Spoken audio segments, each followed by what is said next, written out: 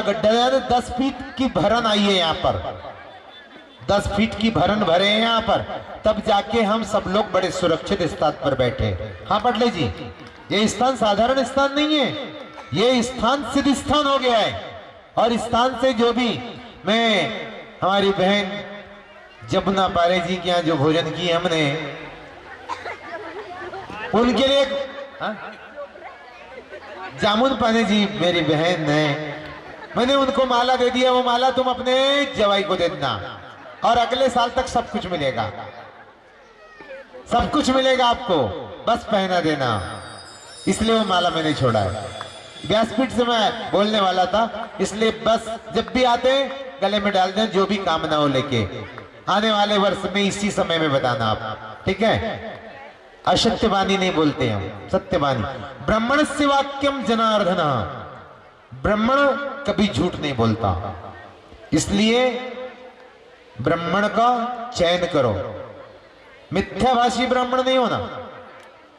मिथ्याभाषी ब्राह्मण आपको झूठेगा, आपको गुमराह करेगा, लेकिन जो सच्चा ब्राह्मण आपको सच्चा मार्गदर्शन देगा। मैं माला भूल के आया, मैंने बोला दीदी माला मत देना बहन, माला अपने पास रखना। मैं चाहता तो माला मांग भी सकता था, उसकी एवज में बोलता दीदी उसको रखो लेकिन मेरे को 200 रुपए दे दो, लेकिन मैंने पैसे की कोई बात नहीं की, अभी तक भी नहीं की और करूंगा भी नहीं। ठीक है कि नहीं? ये तो बात थी ना। बस वो गोविंद की कृपा, हमारी कृपा नहीं, वो सब भोलेनाथ जानते हैं। तो यहां अब कौन सी कथा है पता है? नहीं, धन्वंतरी जी की कथा है। हमारे श्रोता लोग को सब पता है, हमारे श्रोता लोग सब जानते हैं भैया। और धन्वंतरी जी किसके देवता है बताओ? आयुर्वेदिक, आयुर्वेदिक की देवता धन्वंतरी जी है ना। और ये कहां से निकले?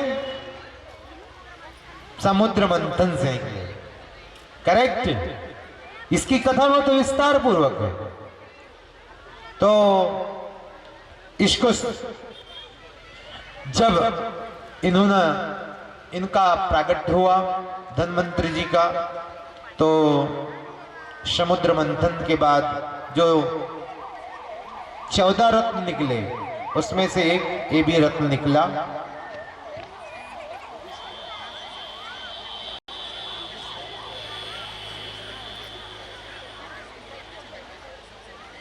तो 24 रत्नों में से एक रत्न ये भी निकला। उसी में आप धनतेरस को किसकी पूजा करते हो? धनतेरस को किसकी पूजा करते हो? धन्वंतरी भगवान की पूजन करते हो। क्यों करते हो? क्यों? इसलिए करते हो कि साल भर आपका शरीर स्वस्थ रहे, सुखी रहे। धनतेरस को पूजा करने का यही फल है कि आपके घर की लक्ष्मी घटे ना, बढ़ते रहे, आपका शरीर में किसी प्रकार का रोग ना आए, शरीर स्वस्थ रहे। इसलिए धन्वंतरी भगवान की पूजन धनतेरस के दिन करते हो। और यही समुद्र मंथन से निकला था। धन्वंतरी भगवान आयुर्वेदिक के जनक भी हैं, तो इन्होंने, इनकी कथा और विराट है। अब यहाँ पर आगे की कथा में प्रवेश करते हैं। आगे की कथा कौन सी है? कुबेर, है ना। कुबेर की कथा, कुबेर की कथा तो मालूम होगी, मैंने कथे में सुनाया हूं बहुत बार। अब कुबेर की कथा भिन्न भिन्न है। कुबेर की कथा भिन्न भिन्न, हमारे पास 7 पुराण की 7 प्रकार की शिव पुराण है, 7 प्रकार की। अभी हमारे कमरे में जाके देखना, 7 प्रकार की शिव पुराण रखी है। सबके भिन्न भिन्न अंतर है। हमें एक ही पुराण से उठा के आपको नहीं परोसते, सब ग्रंथों का सार करते हैं। रोज भैया बताएंगे 2:30 बजे 3 बजे सोता हूं। मैं अकेला ही रात को कथा सुनाया हूं अपने आप को, कोई थे नहीं, अकेले ही 2:30 बजे तक कथा सुनाया। क्या भैया?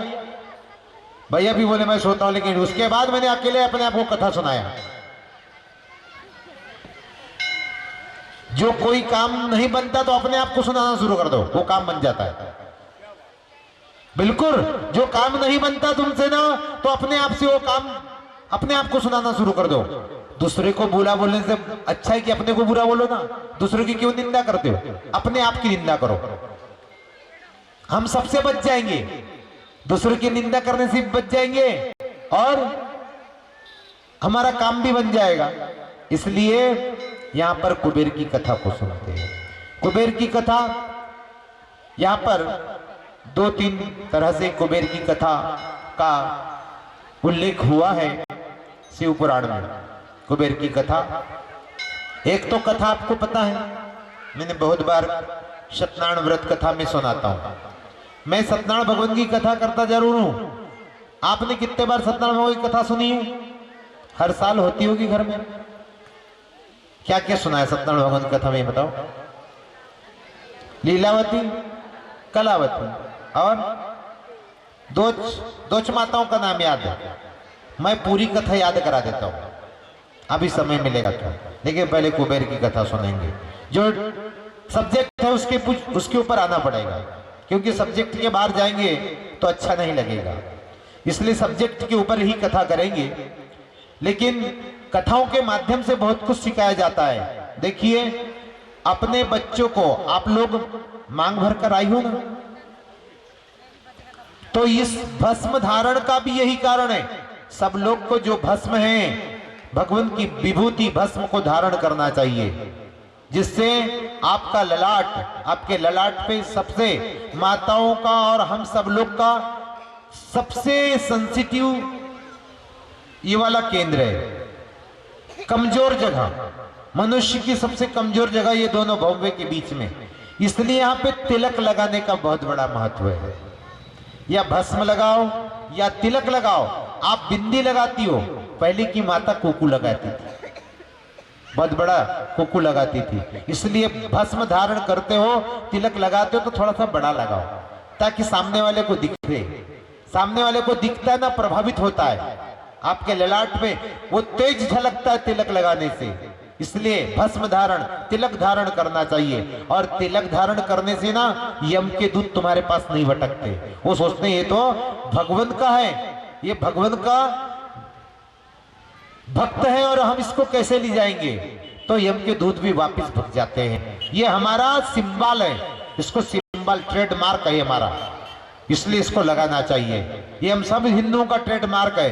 हर हिंदू के ललाट पे तिलक होना चाहिए। मैं किसी जाति विशेष को नहीं बोलूंगा, हर किसी को तिलक लगाना चाहिए। आप जिस प्रकार मांग भरती उसी प्रकार अपने चंदन का लगाए, कुकू का लगाए, जो भी आपको अच्छा लगे वो चंदन लगाए। और एक कथा बता दूं, यहां पर बहुत बड़ी भूल हुई या कुरीति कहो, एक कुरीति, मैं इसका परित्याग करता हूं व्यासपीठ से।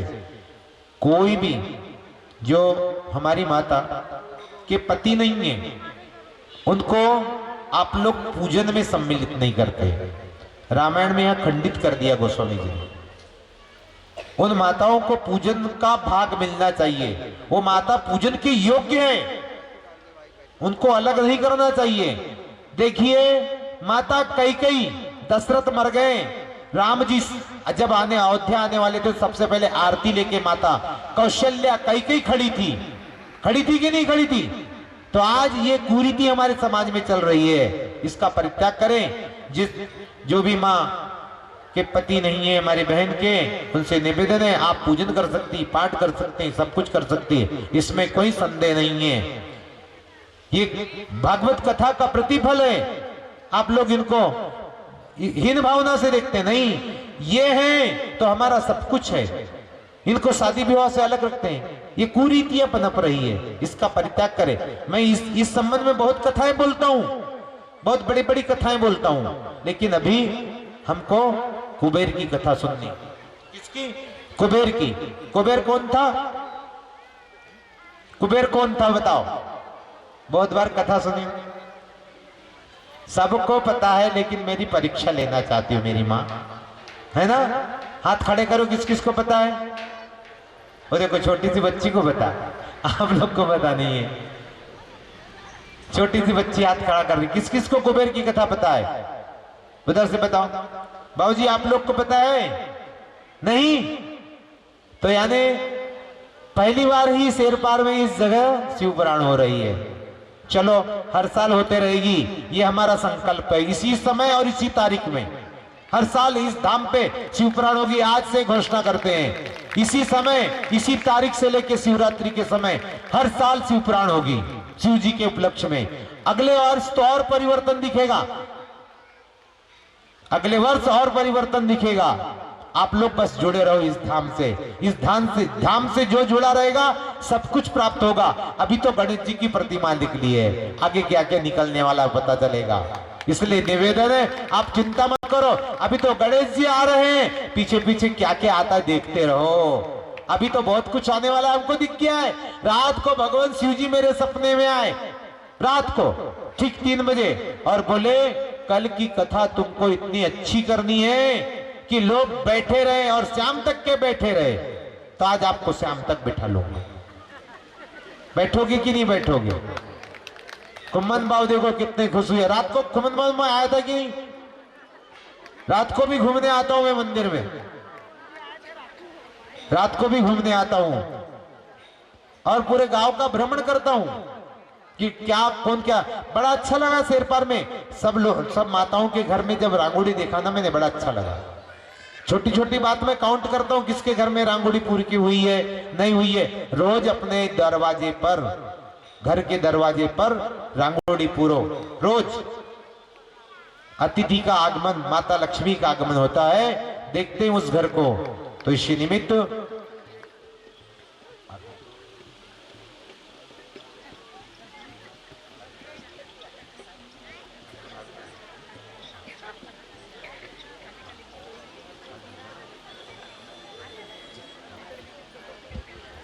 इसी निमित्त कुबेर की कथा। कुबेर कौन था? छोटी कथा सुनाऊं कि बड़ी सुनाऊं? बहुत बड़ी, तब समझ में आएगा। कुबेर कौन था? एक छोटी कथा फिर बड़ी कथा, अना अलग अलग जो शिव पुराण हमारे पास आई है उसके हिसाब से, एक हिसाब से कुबेर डाकू था, चोर था। कुबेर कौन था? अब कुबेर महाराज जी, अब रात्रि में इनके पास खाने की कोई व्यवस्था नहीं थी, कोई भी व्यवस्था नहीं थी। तो इन्होंने सोचा कि अब पास में मंदिर है शिव जी का, चलता हूं कुछ ना कुछ तो मिलेगा। अब वो चोर ने सोचा कि कुछ ना कुछ तो मिलेगा, लेकिन शिव जी के मंदिर में क्या रहता है बताओ? पीछे वाली माताएं बताए, शिव जी के मंदिर में क्या क्या रहता है? ज्यादा से ज्यादा एक लोटा, एक कलश और एक घंटी, इतना ही तो मिलता है शिव जी महाराज के मंदिर में। क्या और कुछ रहता है? हाँ बताओ। कलश, फुलबत्ती, है ना, इतना ही चीज रहता, उसके बाद कुछ नहीं। तो रात में जब चोरी करने गए, चोरी करने के लिए गए, तो उन्होंने सोचा कि क्या करूं, घंटी को कैसे तो निकालूं, घंटी ऊपर बंधी थी। अब जब घंटी को सोचा कि घंटी जब तक नहीं निकालूंगा तो मेरा आज का गुजारा चलेगा नहीं। तो भगवान शिव जी के शिवलिंग के ऊपर खड़े हो गए और घंटी को वो चोर खोलने लगा। जैसे ही भगवान शिव जी के ऊपर वो चढ़ गया और घंटी को खोलने लगा, तो भगवान जी वहां प्रसन्न होकर आ गए। बोले धन्य है, कौन सा ऐसा भक्त पहली बार देखा जो रात में आकर मेरी पूजन करने के लिए आया है और पूरा का पूरा समर्पित हो गया। बोलिए पार्वती पते हर हर महादेव। ऐसे हमारे भोलेनाथ जी महाराज, देखिए चोरी करने आए लेकिन भगवान ने उसको प्रकट हो गए। आप किसी भी मनसा से जाओ भगवान देवादेव महादेव की मंदिर में, आप अगर सच्चे मन से गए हो तो भगवान के दर्शन होना ही होना है, और गलत मन से भी गए हो तो भगवान आपका कुछ बिगाड़ने वाले नहीं है। इसलिए सब देवता को देने में टाइम लगेगी, लेकिन भोलेनाथ को देने में टाइम नहीं लगती। इसलिए भोलेनाथ की ज्यादा पूजन किया करो, और भोलेनाथ की पूजन करते हो ना तो एक चीज लेके मत जाया करो, कभी भी 2 चीज लेके जाया करो। एक चीज लेके जाते हो ना अच्छी बात नहीं है, जोड़ा लेके जाया करो। आपका जोड़ा है ना, और जोड़ा नहीं भी है तो 2 चीज लेके जाओ, एक माता पार्वती के लिए, भोलेनाथ के लिए। आप भोलेनाथ के लिए जल लेके जाते हो, माता पार्वती नाराज होती है। पति पत्नी की पूजा नहीं करोगे तो फिर दोनों में से कोई ना कोई तो नाराज होगा ही ना। तो इसलिए फिर कुबेर को भगवान ने बोला, बोलो तो मेरी इच्छा क्या है चोर को। बोलता प्रभु जब तुम प्रकट हो ही गए हो तो एक काम करो, मुझको कुबेर का अधिपति बना दो। बोले भगवान ने कहा तथास्तु, तथास्तु। उनको कुबेर का अधिपति बना दिया। जब कुबेर का अधिपति बना दिया तो बड़ा प्रसन्न हुआ और देवताओं का कोषाध्यक्ष बना दिया भगवान ने। देवताओं का क्या बना दिया, उनको चोर को कोषाध्यक्ष। बड़ा प्रसन्न हुआ, बहुत प्रसन्न हुआ।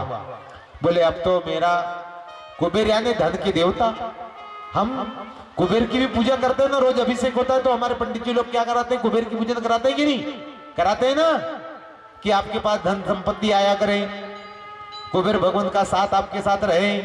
तो कुबेर बड़ा प्रसन्न हुआ।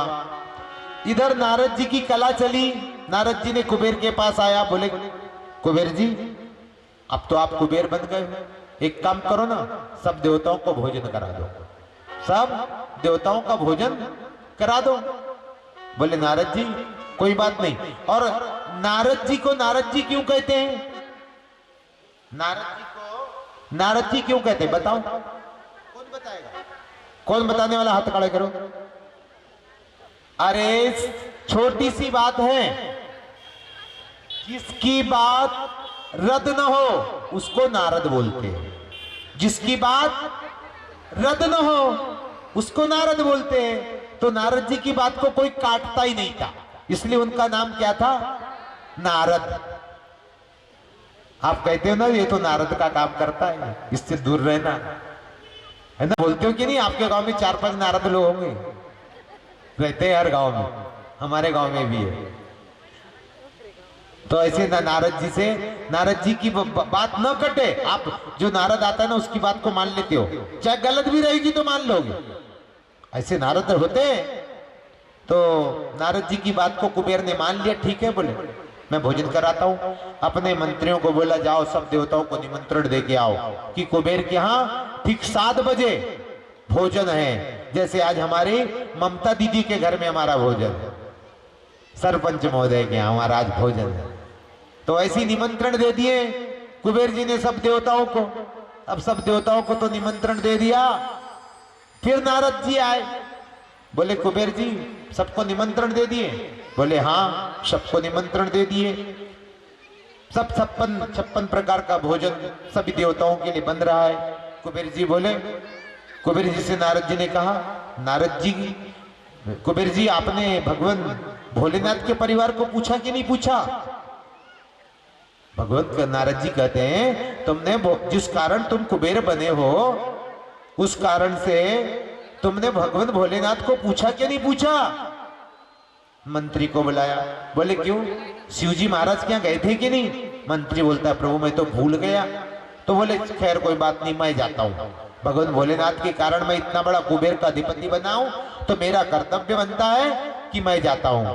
तो भगवान जल्दी जल्दी उन्हें बोला कि लेट हो गया हूं, जल्दी जाता हूं नहीं तो भोलेनाथ नाराज हो जाएंगे। तो निमंत्रण देने के लिए गया भगवान शिवजी महाराज को। जैसे ही शिवजी महाराज के घर निमंत्रण देने के लिए गए, शिवजी महाराज को दंडवत प्रणाम किया, बोले प्रभु मुझसे बड़ी गलती हुई, मैं सब देवताओं को निमंत्रण देने के लिए तो भेजा लेकिन प्रभु मैंने आपको निमंत्रण नहीं दिया हूं, इसलिए प्रभु मैं आया हूं, मेरा निमंत्रण आप स्वीकार करो। किसी भी को भी निमंत्रण देते हो ना तो बड़े सम्मान के साथ निमंत्रण दो। निमंत्रण देने की भी एक पद्धति होती है, नहीं तो रोड पे मिला तो रोड पे बता कि भाई भाऊ मेरे घर में खाने खाना, ये निमंत्रण देने का तरीका नहीं होता, ये संस्कार नहीं होते। उनके घर जाओ, बकायदा निवेदन करो कि भैया आज मैं फलाना व्रत कर रही हूँ, हे ब्राह्मण देव आज मैं फलाना व्रत कर रही हूँ, आज तुम्हारा भोजन मेरे घर में, आप जरूर आइएगा। ऐसा बड़े विनती भाव से किसी को भी भोजन कराओ तो बड़ा नम्र भाव से प्रसन्नचित होकर उसको निमंत्रण दो। तो निमंत्रण लेके गए कुबेर, किसके घर? अभी बताया मैंने, फिर बोल गए, शिव जी के घर।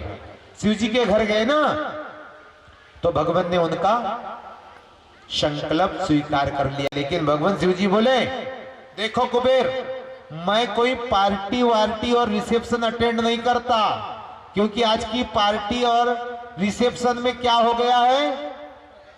बफे। जो खाएगा बफे वो होगा सफे। इसलिए बफे का भोजन करना नहीं। बफे का भोजन ये हमारी रीति रिवाज नहीं है, ये हमारी सभ्यता का भोजन नहीं है, ये तो कुरीतियां पनप रही है। हमारा भोजन था नीचे बिठाल के सम्मान के साथ खिलाया जाता था, वो भोजन होता था, वो भोजन खिलाया जाता था। आज तो लोग बफे खिलाते हैं। बफे नहीं, ये गिधड़ खाना है, इसको गिधड़ खाना बोला गया है। एक के ऊपर एक चढ़ के खाते, कोई थाली धुली है नहीं धुली है। पत्तल का भोजन खाते थे तो कितना आनंद आता था, बैठ के खाते थे तो कितना आनंद आता था। तो कुबेर को समझाया, देखो कुबेर, मैं ऐसा पार्टी वार्टी में इंटरेस्ट नहीं रखता। मेरा जो छोटा बेटा है ना गणेश, इसको खाने का बड़ा शौक है। तुम बोलोगे तो गणेश को भेज देता हूं। बोले कोई बात नहीं भोलेनाथ, तुम अपने घर से किसी न किसी को तो भेजो। तो गणेश जी के पास बोले, जाओ तुम ही निमंत्रण दो गणेश जी को। गणेश जी के पास आए, बोले गणेश जी, भगवान महाराज, आज आप छोटे हो ना, मेरे घर में आप, मैंने देवताओं को 7 बजे बताया हूं, लेकिन तुम छोटे हो, तुमको भूख लग जाएगी तो 5 बजे ही घर आ जाना और खाना खाना मेरे घर में। अब छोटा बच्चा को आदमी जल्दी खिलाता है, तो उन्होंने, छोटा गणेश जी तो है, छोटा सा बच्चा खाना खा लेगा और जल्दी चले जाएगा। तो गणेश जी को बोले कि आप जरूर आइए और 5 बजे आइए। अब गणेश जी महाराज ठीक 5 बजे कुबेर के घर पहुंच गए। जब कुबेर के घर गए तो कुबेर की मां पत्नी ने बड़ा सम्मान से गणेश जी का पैर धुलाई, बड़ा सम्मान के साथ पैर धुलाई। और पैर धुलाने के बाद गणेश जी का तिलक, आरती उतारी, अंदर ले गई। जिस प्रकार पहले दिन हम आपके नगर में आए ना, आपके ग्राम में आए, आप सभी लोग ने हमारा जो सम्मान किया, आप सभी माताओं को हम प्रणाम करते हैं। सम्मान नहीं भी करते तो हम सम्मान करते हैं आपका। हम सम्मान और सम्मान के भूखे नहीं हैं, आपके प्रेम के भूखे हैं। हमको मान करो या अपमान करो, हमको कोई दुख नहीं होता, क्योंकि जो बुद्धिमान व्यक्ति होता है मान और अपमान का भूखा नहीं होता। तुम मान करो या अपमान करो, उसको कोई फर्क नहीं पड़ता। इसलिए गणेश जी महाराज का बड़ा सम्मान किया कुबेर जी की पत्नी ने, और मस्त पीढ़ा चौकी लगाकर गणेश जी के लिए थाली सजा कर लाई और बोले, बेटा भोजन ग्रहण करो। गणेश जी भोजन प्रारंभ कर दिया। जब भोजन प्रारंभ किया, खत्म हो गया, बोले माँ भोजन लेके आओ। माता लाते गई, गणेश जी खाते गए, लाते गई खाते गए। जब पूरा का पूरा खाना खत्म हो गया तो माता ने मस्तक पर हाथ रख ली, बोले कौन बेटा आ गया? और पूरा का पूरा 56 भोग सभी देवताओं के लिए बना था, सारा का सारा भोजन खा गया, फिर भी कहता मैं भूखा ही हूं। माता गई कुबेर के पास, बोले प्रभु कैसा बालक ला लिए हो आपने, पूरा का पूरा भोजन खा गया और अभी भी कहता है, यहां तक कि चावल खा गया, दाल खा गया, आटा भी खा गया, घर में एक दाना भी नहीं बचा और अभी भी खाने मांग रहा है, भूखा है। तभी उसी बीच वहां नारद जी का आगमन हुआ। बोलिए नारद भगवान की। तो नारद जी का आगमन हुआ। नारद जी ने कहा कुबेर एक काम करो, तुम शीघ्र ही भोलेनाथ के घर जाओ और भोलेनाथ ही इसका उपाय आपको बताएंगे। शीघ्र ही कुबेर दौड़ते दौड़ते गया। 5 बज गया था, देवताओं का भी आने का समय हो गया था, क्योंकि देवताओं को भी निमंत्रण था, नहीं तो कुबेर की हंसी उड़ जाती। जो कुबेर धन के अधिपति हो, जिसके घर का खाना खत्म कर दे, ये अहंकार था कुबेर का खत्म करने के लिए। कुबेर जैसे के अहंकार को भगवान गणेश जी महाराज खत्म करते हैं, वो यहां निकल चुके हैं। इसलिए इनके दर्शन करके जाना आप लोग। इसलिए जीवन में कभी अहंकार मत करना। मेरी कथा यहां से ही चालू हुई थी शुरू में, ध्यान है आपको? ध्यान था कि नहीं? कथा यहां से ही स्टार्ट किया था मैंने। अहंकार जीवन में नहीं करना। तो कुबेर का अहंकार भगवान ने समाप्त किया और भगवान से भोलेनाथ, कुबेर कहते हैं प्रभु कोई ऐसा उपाय हो तो बता तो दो कि मैं उपाय करके गणेश जी पेट भर तो भोजन करे मेरे घर पे, भूखे तो ना आए। तब भगवान कहते हैं हे कुबेर एक काम करो, अच्छे स्वस्थ अच्छी साफ सुथरी जगह जहां होगी ना, अगर वहां दुभारी जगह होगी तो वहां की दुभारी तुम तोड़ लेना। और गणेश जी के टूटा हुआ दांत है, गणेश जी का एक दंत नाम है। एक दंत नाम क्यों पड़ा? एक दंत नाम क्यों पड़ा?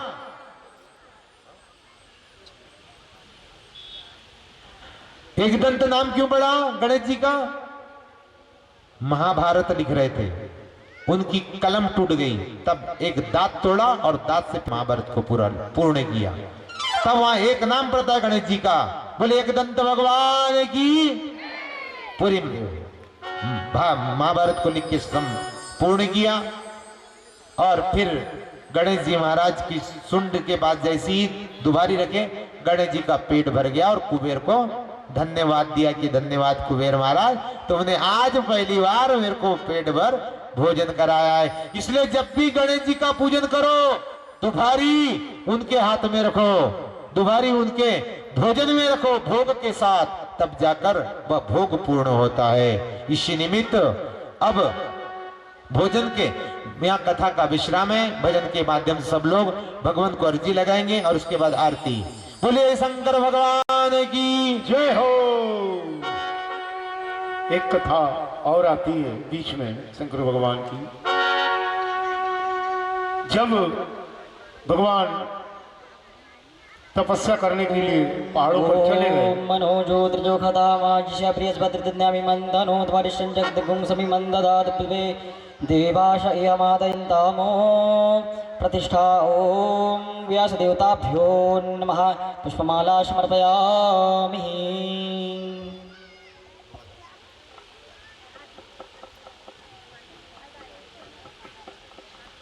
फिर से आज भोलेनाथ आ गए, किसी ना किसी रूप में और भोलेनाथ आ जाते।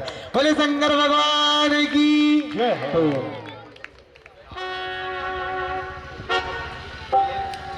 माता पार्वती ने देखा कि भगवान तो चले गए हैं तपस्या करने के लिए, मैं यहाँ पर अकेली कैलाश पर यहाँ तड़प रही हूँ। तब उन्होंने एक पत्र लिखा, और उस पत्र में क्या लिखा? पत्र लिख करके नंदी को दिया। ध्यान देंगे,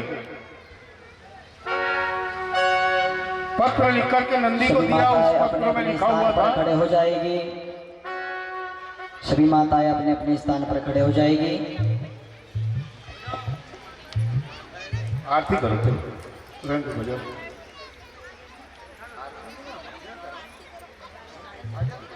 सब लोग देखिए, इस बार अर्जी लगाइए आप लोग, सब लोग मिलजुल कर मस्त भगवान को, शादी में नाचते हो ना, तो भगवान के दरबार में नाचने से किस बात की शर्म है? यहाँ तो सब कुछ छोड़ दो, त्याग दो।